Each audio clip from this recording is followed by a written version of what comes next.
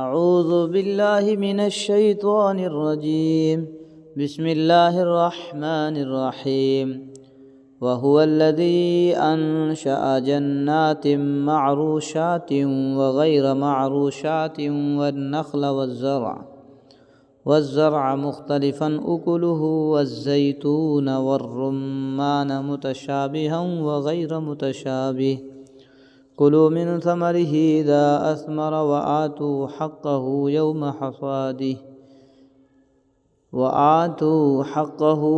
حصاده ولا تسرفوا إنه لا يحب المسرفين۔ اللہ وہ ہے جس نے باغات پیدا کیے جن میں سے کچھ بیلدار ہیں جو سہاروں سے اوپر چڑھائے جاتے ہیں اور کچھ سہاروں کے بغیر بلند ہوتے ہیں، اور نخلستان اور کھیتیاں جن کے ذائقے الگ الگ ہیں، اور زیتون اور انار جو ایک دوسرے سے ملتے جلتے بھی ہیں اور ایک دوسرے سے مختلف بھی۔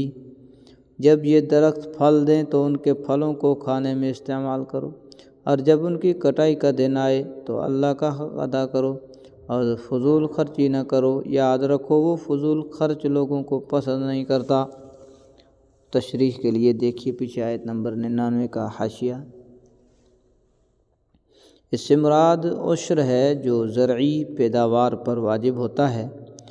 مکی زندگی میں اس کی کوئی خاص شرح مقرر نہیں تھی، بلکہ جب کٹائی کا وقت آتا تو کھیتی کے مالک پر فرض تھا کہ جو فقراء اس وقت موجود ہوں ان کو اپنی ثوابدید کے مطابق کچھ دے دیا کرے۔ مدینہ منورہ پہنچنے کے بعد اس کے مفصل احکام آئے اور حضرت صلی اللہ علیہ وسلم نے اس کی تفصیل بیان فرمائی کہ بارانی زمینوں پر پیداوار کا 10واں حصہ اور نہری زمینوں پر 20واں حصہ غریبوں کا حق ہے۔ بارانی زمینوں پر پیداوار کا 10واں حصہ اور نہری زمینوں پر 20واں حصہ غریبوں کا حق ہے۔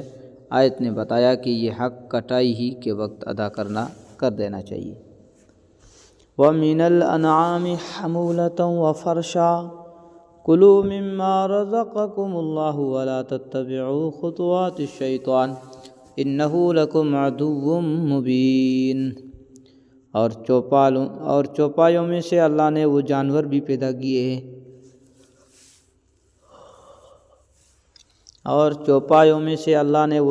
بھی پیدا کیے ہیں جو بوجھ اٹھاتے ہیں، اور وہ بھی جو زمین سے لگے ہوئے ہوتے ہیں۔ اللہ نے جو رزق تمہیں دیا ہے اس میں سے کھاؤ اور شیطان کے نقش قدم پر نہ چلو، یقین جانو وہ تمہارے لیے ایک کھلا دشمن ہے۔ زمین سے لگے ہوئے ہونے کا ایک مطلب تو یہ ہے کہ ان کا قد چھوٹا ہوتا ہے جیسے بھیڑ بکریاں، اور دوسرا مطلب یہ ہے کہ ان کی کھال زمین پر بچھانے کے کام آتی ہے۔ ثمانیۃ ازواج من الضأن اثنین ومن المعز اثنین قل آذکرین حرم ام الانثیین اما اشتملت علیہ ارحام الانثیین نبئونی بعلم ان کنتم صادقین۔ مویشیوں کے کل 8 جوڑے اللہ نے پیدا کیے ہیں، 2 صنفیں نر اور مادہ بھیڑوں کی نسل سے اور 2 بکریوں کی نسل سے۔ ذرا ان سے پوچھو کہ کیا دونوں نروں کو اللہ نے حرام کیا ہے، یا دونوں مادہ کو، یا ہر اس بچے کو جو دونوں نسلوں کی مادہ کے پیٹ میں موجود ہو؟ اگر تم سچے ہو تو کسی علمی بنیاد پر مجھے جواب دو۔ مطلب یہ ہے کہ تم لوگ کبھی نر جانور کو حرام قرار دے دیتے ہو، کبھی مادہ جانور کو، حالانکہ اللہ تعالیٰ نے یہ جوڑے پیدا کرتے وقت نہ نر کو حرام کیا تھا نہ مادہ کو۔ اب تم ہی بتاؤ کہ اگر نر ہونے کی وجہ سے کوئی جانور حرام ہوتا ہے تو ہمیشہ نر ہی حرام ہونا چاہیے، اور اگر مادہ ہونے کی وجہ سے حرمت آتی ہے تو ہمیشہ مادہ ہی حرام ہونا چاہیے، اور اگر کسی مادہ کے پیٹ میں ہونے کی وجہ سے حرمت آتی ہے تو پھر بچہ نر ہو یا مادہ ہر صورت میں حرام ہونا چاہیے۔ لہٰذا تم نے اپنی طرف سے جو احکام گھڑ رکھے ہیں نہ ان کی کوئی علمی یا عقلی بنیاد ہے اور نہ اللہ کا کوئی حکم ایسا آیا ہے۔ وَمِنَ الْإِبِلِ اثْنَيْنِ وَمِنَ الْبَقَرِ اثْنَيْنِ قُلْ آذَّكَرَيْنِ حَرَّمَ أَمِ الْأُنثَيَيْنِ أَمَّا اشْتَمَلَتْ عَلَيْهِ أَرْحَامُ الْأُنثَيَيْنِ ام کنتم شہداء اذ وصاکم اللہ بہذا فمن اظلم ممن افترى على اللہ کذبا لیضل الناس بغیر علم ان اللہ لا یہدی القوم الظالمین۔ اور اسی طرح اونٹوں کی بھی دو صنفیں نر اور مادہ اللہ نے پیدا کی ہیں، اور گائے کی بھی دو صنفیں ہیں۔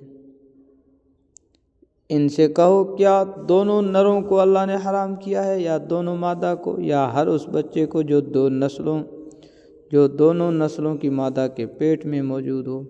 کیا تم اس وقت خود حاضر تھے جب اللہ نے تمہیں اس کا حکم دیا تھا؟ اگر نہیں، اور یقیناً نہیں، تو پھر اس شخص سے بڑھ کر ظالم کون ہوگا جو اللہ پر اس لیے جھوٹ باندھے تاکہ کسی علمی بنیاد کے بغیر لوگوں کو گمراہ کر سکے۔ حقیقت یہ ہے کہ اللہ ظالم لوگوں کو ہدایت تک نہیں پہنچاتا۔ صدق اللہ العظیم۔